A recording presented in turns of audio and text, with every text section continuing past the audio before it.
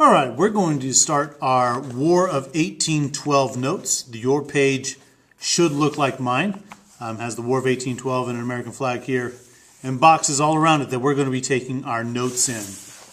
This is what your notes will end up looking like. We're going to start first by talking about the War of 1812 and the name of it. It's named for when historians say it actually began. Some people argue that. I've heard reports as they believe the War of 1812 started as soon as 1807, some of them. But the War of 1812 is what we call this. There are other names that I've made up myself that we could call the War of 1812. We could call it the Canadian Catastrophe because it was a giant disaster up in Canada. We could call it the War that won nothing. Kind of the War of status quo, where nobody gets anything better than where we started. It was all for nothing. Or we could call it the War of middle school relationships, because we like you now, we don't like you. We like you, we don't like you. We like you, we don't like you. It's just like middle school relationships. But we're sticking with what is in our history books, and it's what is known as the War of 1812.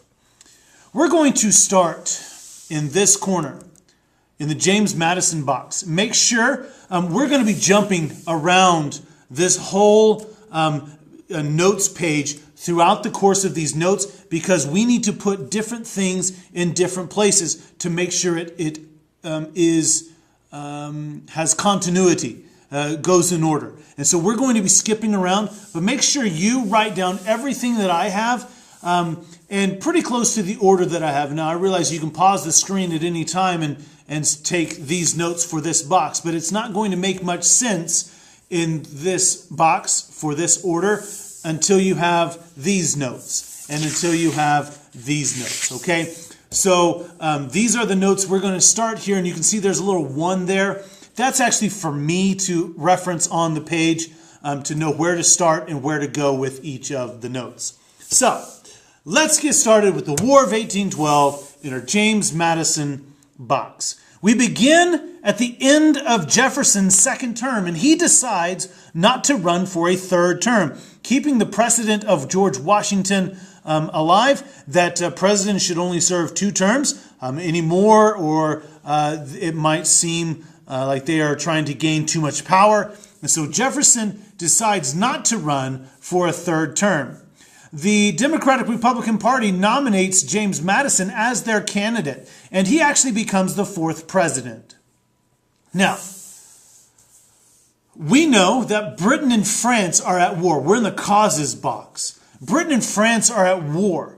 And one thing that they do, because they are at war, they don't want us trading with either one. They don't want us trading with France, and they don't want us trading with Britain. They is the other country here.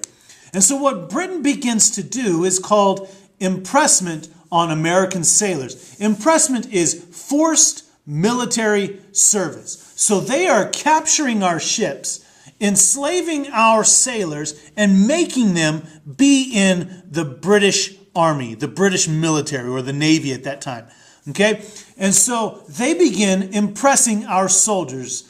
And because of this, we are not happy with this. James Madison signs the Embargo Act. Embargo Act. And what the Embargo Act basically does is it is the U.S. refusing to trade with any foreign country, any of them at all, no matter who you are, whether Britain or France or Germany or Italy or South Africa or Madagascar or China or whoever. Any foreign country, we're not going to trade with them. We're going to become self-sufficient.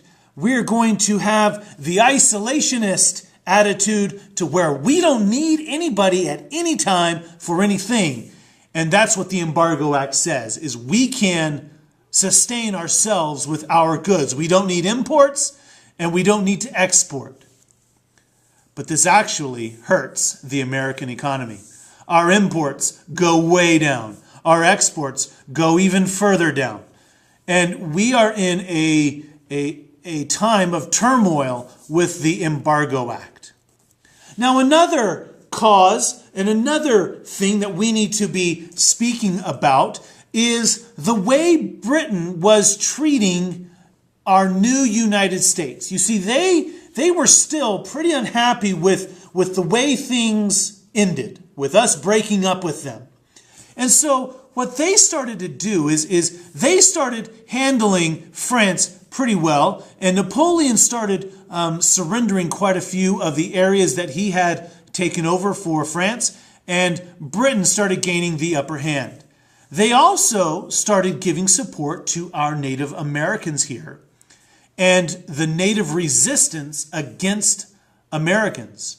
Remember, we had just bought the Louisiana Territory and we were moving west. And because of that, we were displacing a lot of these American Indians. And they were not happy with that, as you can imagine. Britain got wind of this, and so they started supporting them with materials, with guns, with weapons, with ammunition, with money to aid in their resistance. Now, there was a group in Congress nicknamed the War Hawks. Now, the War Hawks were just members of Congress that their main goal was to persuade the rest of Congress to declare war on Britain. One major player in the War Hawk movement, his name was Henry Clay. Now, because of the War Hawks and their influence in Congress, jump over to your James Madison box, we decide to declare war on Britain. So, we have now declared war. We are in the midst of several battles. We decide that we want to go invade Canada. That's where the catastrophe happens. Canada's like, we're really good. We don't need you. We don't want you.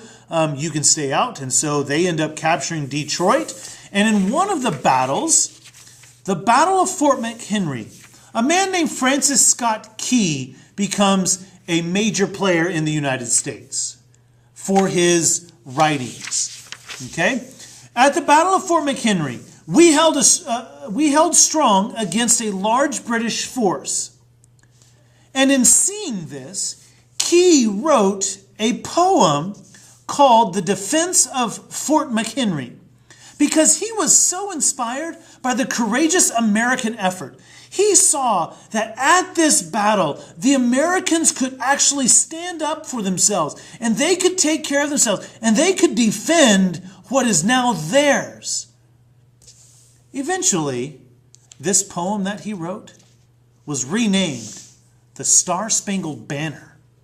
This poem is actually several verses long, and our national anthem is just the first verse of this. You probably know it pretty well.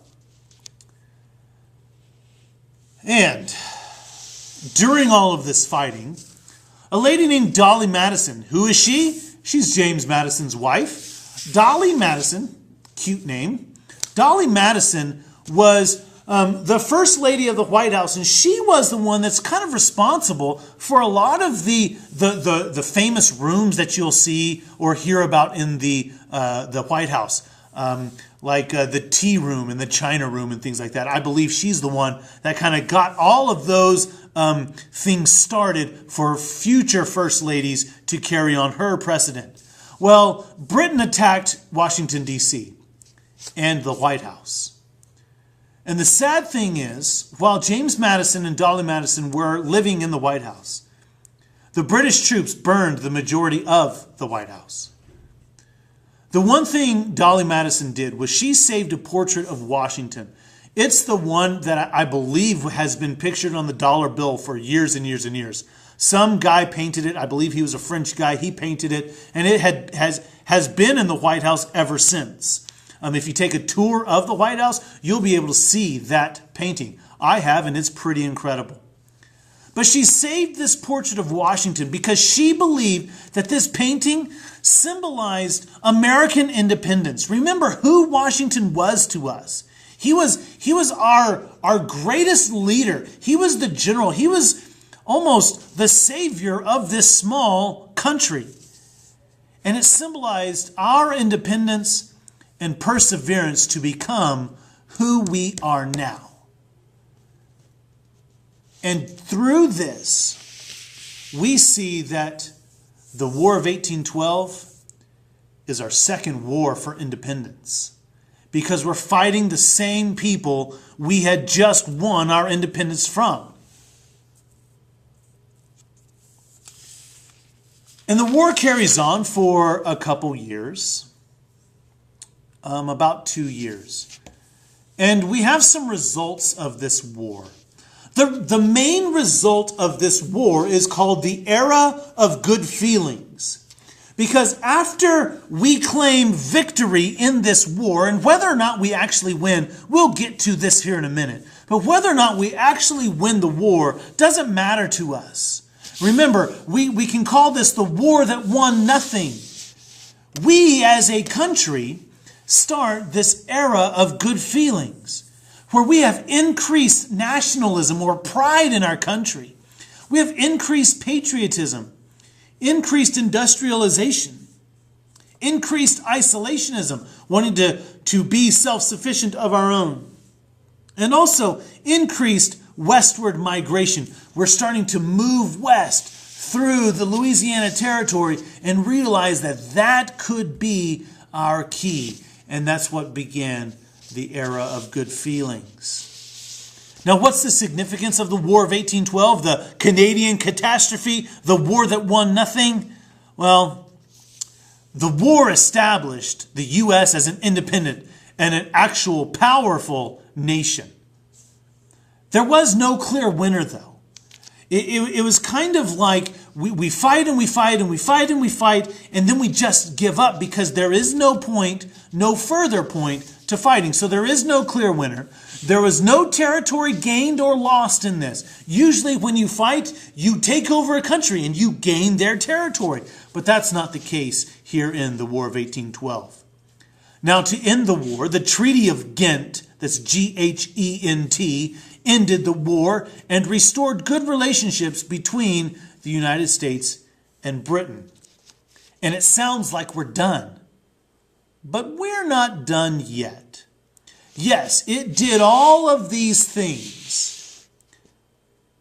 But on the back of your page, I want you to write the Battle of New Orleans. The Battle of New Orleans was an interesting time because the treaty had already been signed when the battle began. But remember, there is no instant communication in this. The treaty is signed in Europe. Ghent, don't quote me on this. I believe it's in Belgium or somewhere.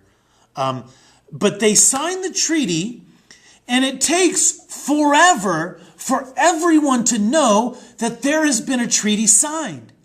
And after the treaty signs, on the official date of the treaty, several days later, this Battle of New Orleans begins. And there's a man named General Andrew Jackson. Check your $20 bill. He's on there, I believe.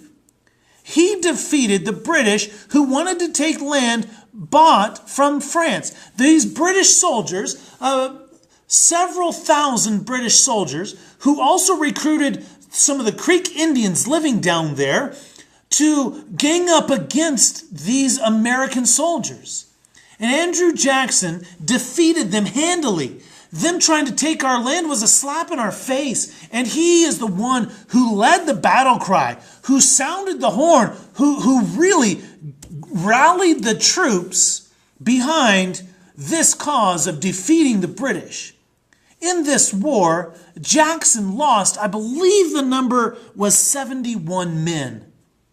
The British, on the other hand, lost well over 2,100 men in this battle. I'd say General Andrew Jackson took care of business down there. And because of this, even though it happened after the treaty was signed, Jackson became a national hero, which also led to his presidency later on. That's the War of 1812. It has some very interesting events and things like that. Make sure you have all of these notes. Once you do, you'll be good to go. We'll see you later.